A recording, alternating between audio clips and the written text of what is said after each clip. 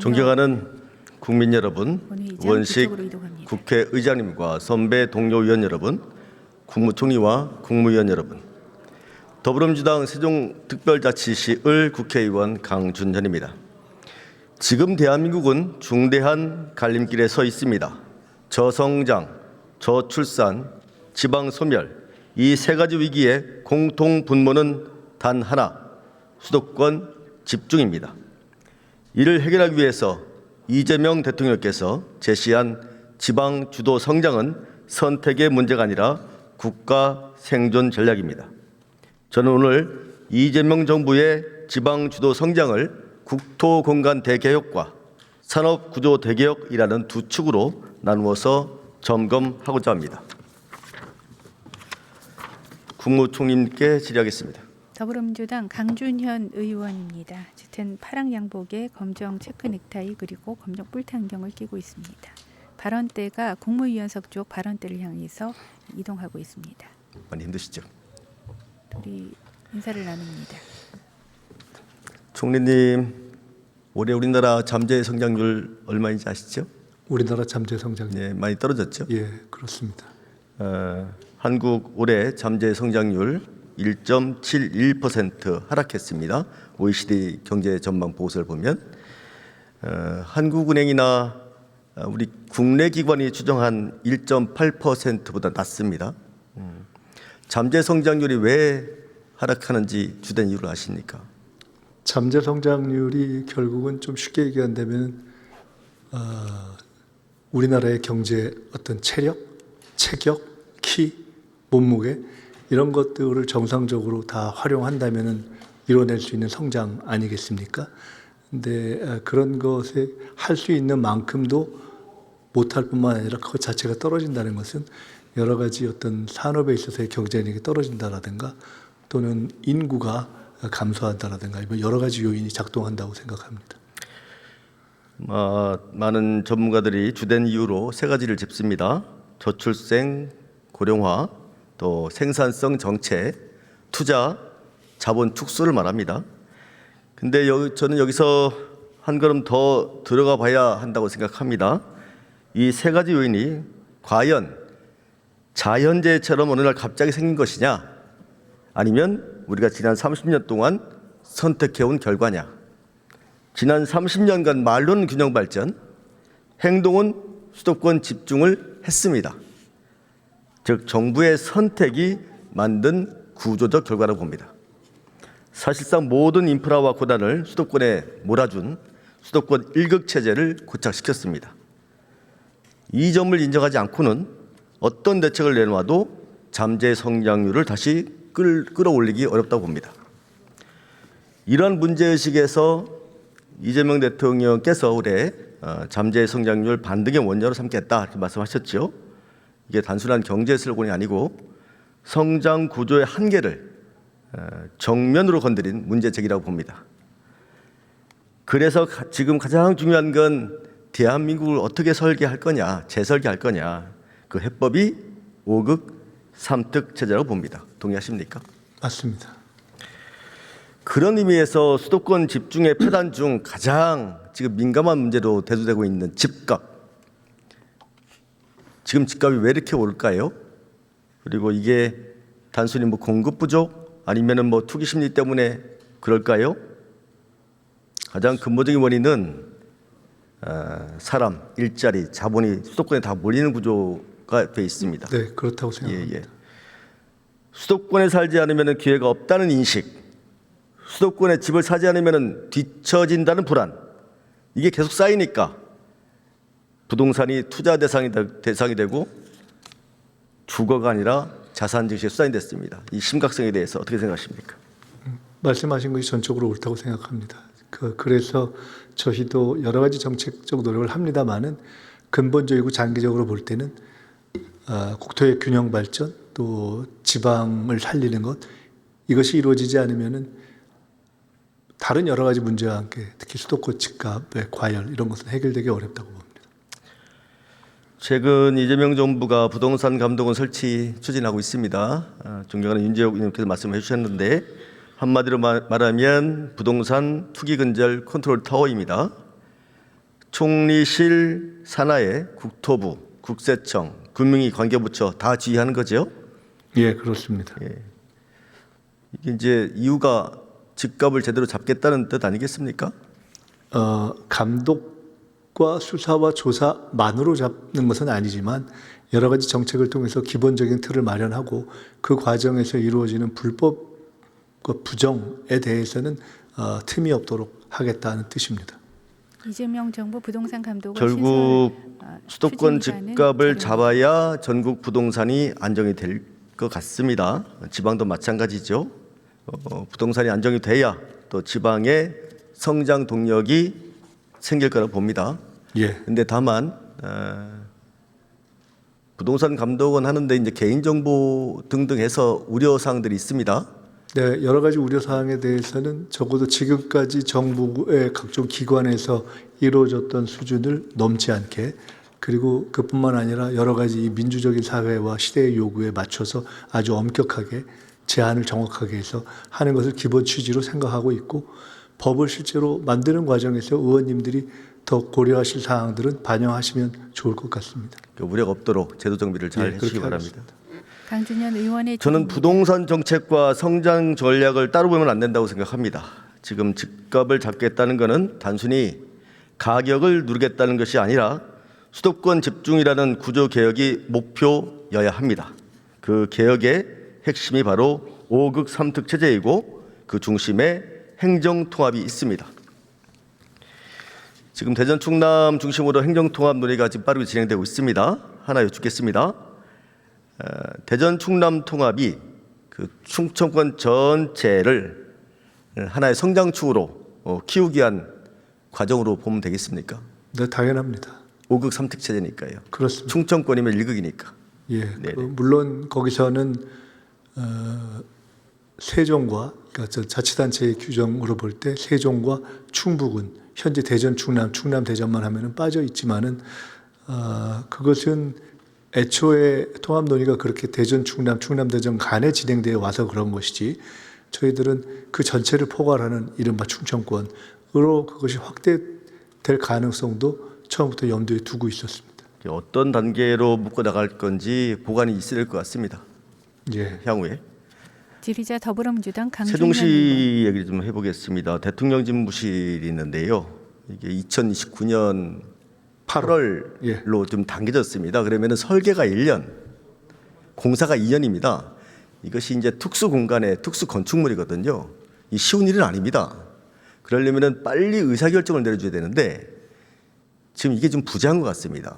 그래서 제 생각에 청와대 내에 좀 전담 비서관을 좀 둔다든가 해서 좀 의사결정을 빨리빨리 내려주는 그런 과정이 필요한데 어떻게 생각하십니까? 청와대에서 관련 비서관이 있고요. 딱 그것만 전담하지는 않지만은 네. 국토 관련한 비서관이 있고, 이 일 자체를 주로 주관하는 것은 행복청이 될 겁니다. 제가 이 문제에 관심도 있고 책임도 있어서 그렇지 않아도 이게 언제까지고 이걸 실제로 진도를 체크하는 책임자는 어디인가라는 것을 최근에도 확인했기 때문에 제가 행복청 말씀을 드렸습니다. 그러나 거기에만 맡겨두지 않고 반드시 현 정부 임기 내에 대통령 집무실이 다 완성될 수 있도록 여러 가지 다 이게 관저까지 포함해서, 그래서 대통령님이 약속하신 대로 다음 정부에서는 실제로 대통령 집무실의 세종에서의 집무가 가능하도록 저희가 책임을 있게 챙기겠습니다. 또 하나는 그림 보시면은 국가상징구역 당선작이 발표됐습니다. 여기 대통령 집무실, 국회 세종의사당, 국민주권공간. 근데 이 구조를 보면은 대통령 집무실은 행복청, 국회 세종의사당은 국회 사무처 이렇게 돼 있습니다. 분절돼 있습니다. 제가 이제 국회 세종의사당 건립위원회 위원인데 회의를 좀 하다 보면은 의견 충돌이 좀 많습니다. 이게 지금 1단계가 한 3조 6천억 사업인데요. 꽤 큽니다. 이렇게 분절되다 보면은 국가 상징성이나 아니면은 공사 완성도가 담보될까? 이런 좀 우려가 좀 있어요. 그래서 조정할 수 있는 기구가 필요하다. 전적으로 그 문제의식에 동의합니다. 이게 워낙 중요하고 국가의 100년 대계가 달려 있는데 의회 또 대통령 집무실 예. 등 일정한 조화를 가지고 조화와 속도가 다 맞아야 될 것 같아서 각각 책임 있는 부분에 일정한 협의 조정 뭔가 틀은 서로 각자 진도를 체크하는 것부터 시작해서 필요하겠다 하는 생각을 하고 있었던 차고요. 지금 말씀하신 것을 반영해서 이번 국회 질의 시간이 끝나고라도 앞으로 다시 말씀을 주시면 한번 상의해서 어떻게 이걸 같이 공동 보조를 맞춰 나갈 수 있는 틀을 좀 고민해 보도록 하겠습니다. 또 하나 실행과 조정이 좀 분절되는 게 또 있는데 산업단지입니다. 이 관리 주체가 무려 11개 부처로 나뉘어져 있거든요. 예를 들자면 국가산단이 있고요. 지자체가 하는 게 있고 공기업이 하는 게 있고 하다 보니까 경쟁적으로 하다 보니까 이 총량 관리가 잘 안 됩니다. 미분양 속출하죠. 지방에 있는 산단은. 예를 들어서 우리 세종시에 국가산업단지가 6년 동안 준비해서 드디어 이제 보상에 들어갔습니다. 근데 지자체가 또 일반 산단을 추진합니다. 기업이 유치가 되지도 않았는데 이런 상황인데 이거를 앞으로 지방에 이런 산단들이 상당히 많을 텐데 좀 총량을 관리할 수 있는 그런 협의체가 있어야 되지 않겠습니까? 이번에 광역 통합 문제와는 별도 트랙으로 2차 공공기관 이전, 그다음에 규제 특례와 인센티브를 결합한 이 일종의 산업과 관련한 어떤 재배치에 관한 트랙, 또 재정 분권 TF 이것이 각각 돌아가고 있고 총리실이 다 일정하게 관여를 합니다. 그래서 지금 하셨던 이 산단의 효율성을 높이기 위한, 또 중복성을 낮추기 위한 이런 것이 이번 시기에 아주 집중적으로 논의가 되기 때문에 다 이렇게 얼개가 맞을 수 있도록 저희도 최대한 노력하고 또 의원님들과도 협의하도록 하겠습니다. 네. 2021년도 이사대책 아시죠? 2021년 이사대책, 부동산 주택 공급 대책을 발표했어요. 예. 그 지방에 공공택지지구라는 게 있습니다. 저희 세종시에도 있거든요. 근데 지금 6년째 필요하고 있습니다. 이제 LH가 사업성이 없다 그래서 계속 좀 지연되고 있는데 지금 6년 동안 거의 주민들은 재산권 행사를 전혀 못하고 있습니다. 굉장히 아프죠. 고통스럽죠. 얼마 전에 제가 국토부 장관 만나 뵈서 요청을 좀 드렸습니다. 빨리 결단을 내려달라. 왜냐하면 이게 자칫 또 지연되면 이 정책의 불신이 커지거든요. 예. 총리께서 매듭을 지어 주셔야 될 것 같아요. 그런 것이 여러 가지 아마 사유로 그렇게 됐을 텐데 해당 지역의 주민 당사자들 입장에서 얼마나 고통스럽고 답답하실 거고 또 이게 불합리하고 억울하게 느끼실 것인지에 대해서 충분히 짐작을 하겠습니다. 그런 미제들은 가급적 최대한 빨리 이렇게 정리의 길을 찾는 것이 좋다고 보고요. 의원님하고 또 국토부 장관 말씀하셨다고 하니까 저도 같이 상의를 해나가겠습니다. 네. 하나 더, 세종시 탄생 취지를 아시죠? 예. 노무현 대통령께서 만드신 취지가 있습니다. 이게 훼손돼서는 안 되겠죠. 그렇습니다. 갑자기 기능을 쪼개거나 하는 방식, 이래서는 안 되겠죠. 어떻게 생각하십니까? 네, 그렇습니다. 한편 그 성평등가족부가 지금 발의가 돼 있거든요. 근데 지금 진전이 전혀 없습니다. 서울에 있을 이유가 없거든요. 고민 좀 해보시겠습니까? 2차 공공기관 이전에 지금 말씀하신 어떤 중앙부처를 포함해서 저희들이 다 종합적으로 같은 취지로 검토를 하고 진행을 하겠습니다. 행정수도 특별법 국정과제 50번입니다. 예. 지금 5건 법안이 계류 중에 있는데 빨리 진행이 돼서 이 정책의 불안정성을 제거를 해야 될 것 같습니다. 최근 더불어민주당 강준현 의원. 국민의힘 장동혁 대표께서도 특별법 추진 의사를 적극 밝히셨고요. 또 여야 공감대가 많이 형성이 되어 있습니다. 입법은 국회 몫입니다. 근데 정부의 적극적인 지원 없이는 이 속도를 내기 어렵습니다. 여야 논의를 전폭적으로 지원하시고 또 실질적인 로드맵을 가동할 의향이 있으십니까?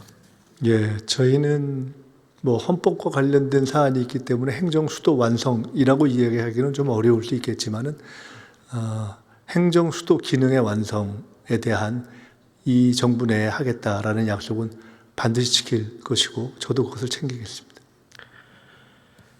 총리님, 국민성장펀드 아시죠? 예, 이 초석이 이제 모태가 이게 산업은행에서 하는 첨단 전략 산업 기금법인데 이 소개는 좀 해드리겠습니다. 이게 종모이제 간사고 야당의 강민국 의원이 간사하신데 같이 공동 대표 발의해서 추진했던 겁니다. 이게 모태가 돼서 이제 여기까지 왔는데요. 이 150조입니다. 네. 그 중에 이제 40% 60조가 지방에 투자하게 돼 있습니다. 근데 이게 강제 조항이 아닙니다. 운용 지침입니다.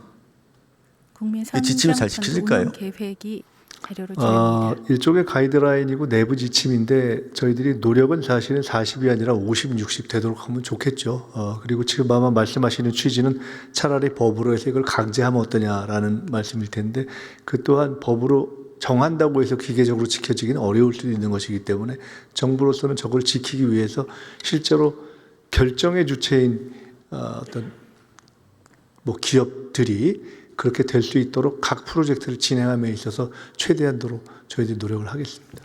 말로 끝나서는 안 되겠다 하는 예, 생각이고요. 그럼요. 저희들이 오히려 네. 더 절박하게 생각합니다. 그래서 국자 정기적으로 국회에 보고할 수 있는 시스템 또 좀 있어야 되겠다고 생각합니다. 더 심각한 게 예, 검토하겠습니다. 예, 이런 게 좀 있어요. 주소만 지방에 두고 수도권에서 사업을 하시는 분들이 계십니다. 이 걸러내릴 거 아니겠습니까?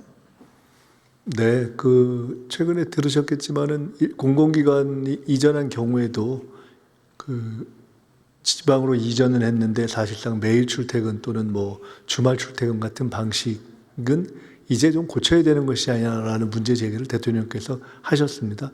아마 같은 맥락일 거라고 생각이 듭니다. 똑같은 행태에 관한 건 아니겠지만은 실질적인 지방 산업의 활성화라는 점으로 이해하고 그렇게 반영되도록 저희들이 모든 정책에 섬세하게 노력을 다 하겠습니다. 그 40% 지방에 투자하는 거 저도 꼼꼼히 지켜볼 테니까 총리님 많이 챙겨주십시오. 네. 끝으로 4대 금융지주가 이익이 18조랍니다. 어마하죠. 그게 다 이자 수익입니다. 생산적 금융 말씀 많이 들어보셨죠? 예. 이제는 그 이익들이 실물 경제에 좀 마중물 역할을 했으면 좋겠다 하는 생각입니다. 동의하십니까? 네. 그 방향으로 저희도 생각하고 있습니다. 네, 감사합니다. 고맙습니다. 세 번째 질의자는 세종 특별자치시 을 더불어민주당 강준현 의원이었습니다. 이제 질의를 마치고 발언대 위치를 정면을 향해서 이동시킵니다. 그 사이 국무총리는 자리로 존경하는 들어갔습니다. 국민 여러분, 지금 대한민국은 소멸의 시계를 멈춰 세울 마지막 골든타임에 서 있습니다. 수도권 일극체제로는 대한민국의 지속 가능한 미래를 담보할 수 없습니다. 지방이 국가의 답변 시간을 제외한 12분의 시간이 1인당 주어집니다. 발언 시간이 초과돼서 마지막